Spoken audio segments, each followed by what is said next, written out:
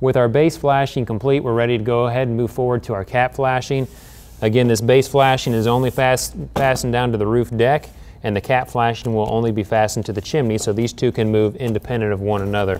So these are flashings that we pre-made before the job in the first video, and they're a little dinged up because we're using them a second time, but the idea is to work from the bottom to the top. So these cover our lower flashing and get fit in, and we're going to take a shim and a hammer to get these fit tight.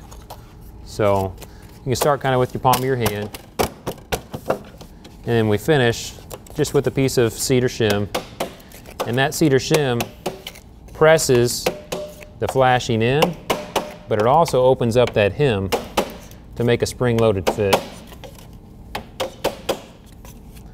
So we're looking pretty good there. Now we always work from the bottom up, so we're going to start with the sides. We'll do that side there next.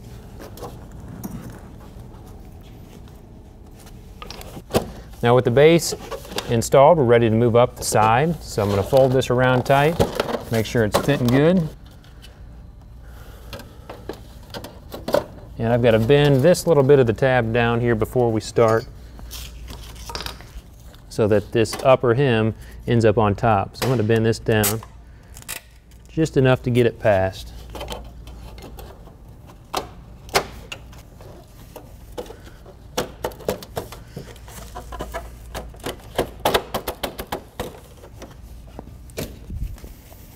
And then follow up with our shim.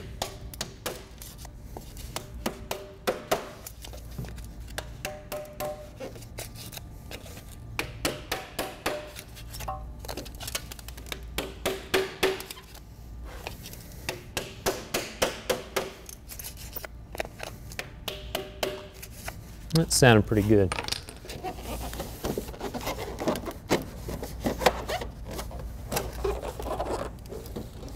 Now we're going to move around to the other side. Make a spin here, Bo.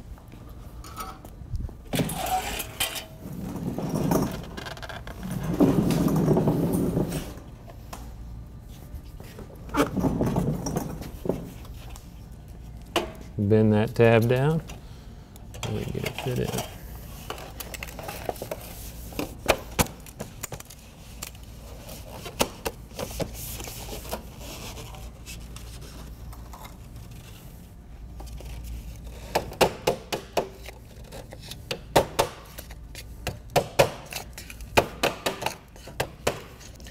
Now one point I should add here, before we place these flashing, we would put a heavy bead of sealant in our saw cut, place the flashing into it, and then we would follow up with one final bead. But that one's in there pretty tight, so we're ready for the base, or the top rather. So here's the top. Make sure these are folded around good. Sometimes if you wedge something in here and then overbend, they'll stay put a little bit better.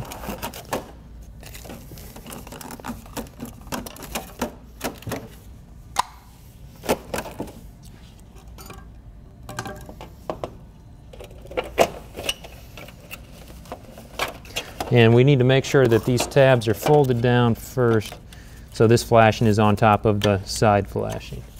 See how you look there. Pull out. Yeah, mine's in. Mine's in. All right. Mine needs to cut there.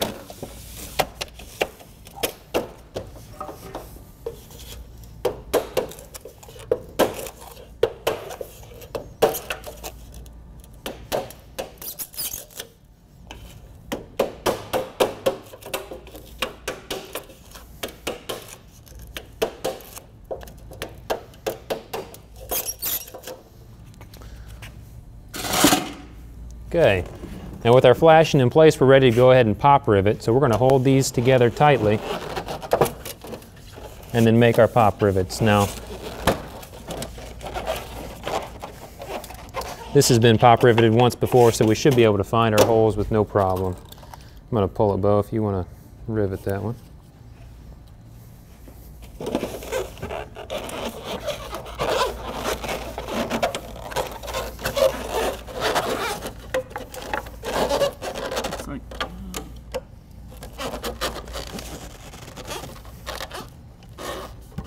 We'll make a new hole. think you can get it? I don't think there is. No. There we go. All right.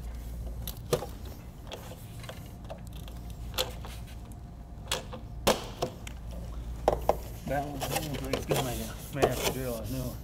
We'll skip that one for now. Let's do this side here.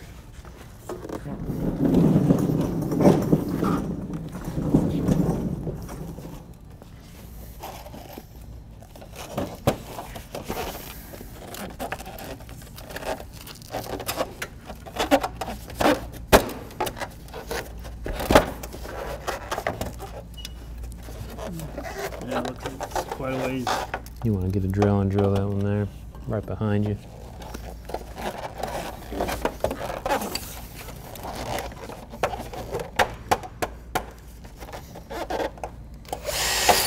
That's good.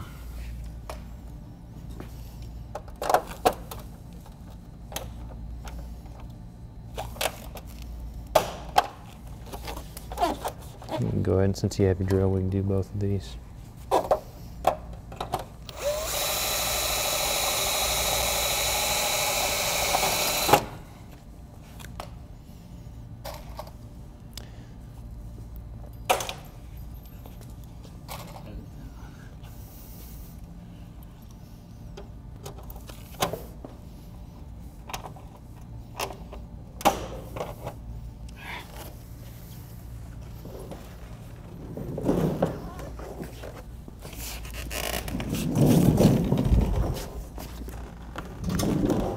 Is that where we are?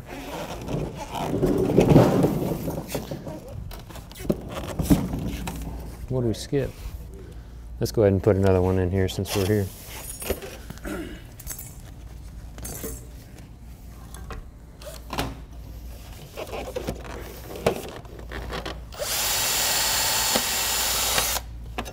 That'll work. Oh, if it's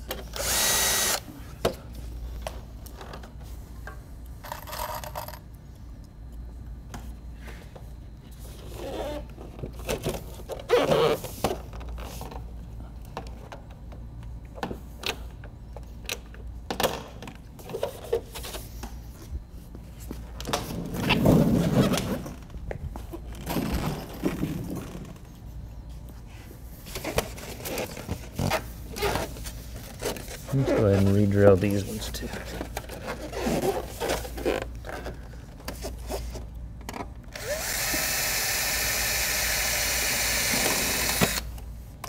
Let me make a snip here before you go. It's not quite level.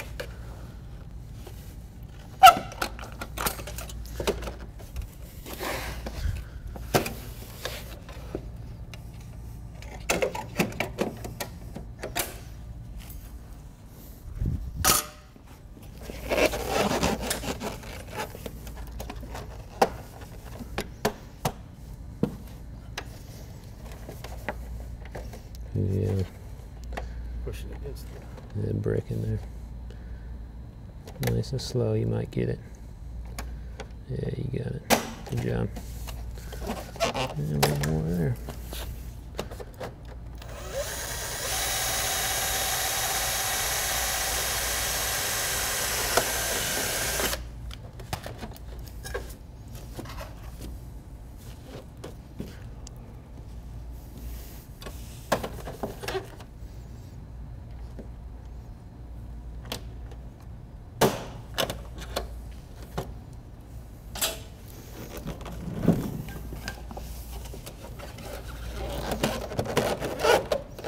Ooh, you almost got it.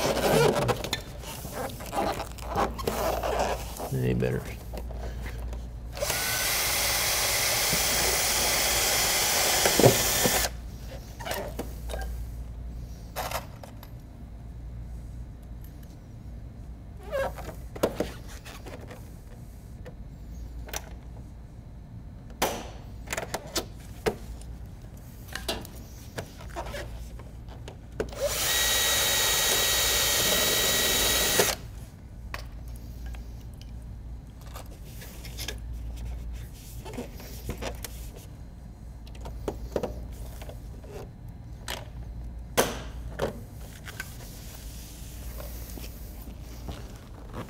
So at this point, our cap flashing is installed. We've bent all the tabs around here in the field and riveted everything in place.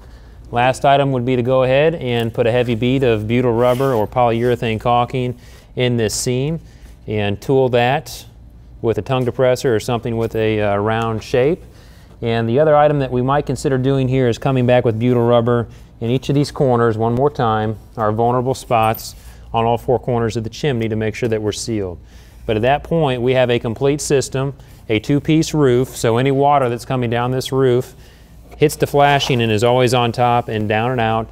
Anything on the chimney is always on the outside of this flashing, down and out.